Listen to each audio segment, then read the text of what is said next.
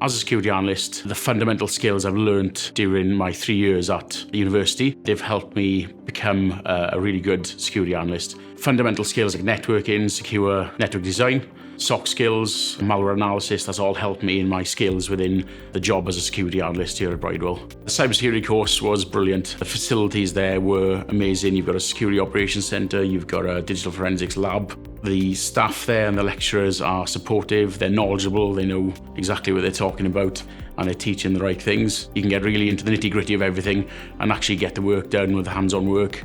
And I think for me, the way I learn, the University of South Wales way of teaching is probably the best, which works for me. And it all sets you up for a career in cybersecurity.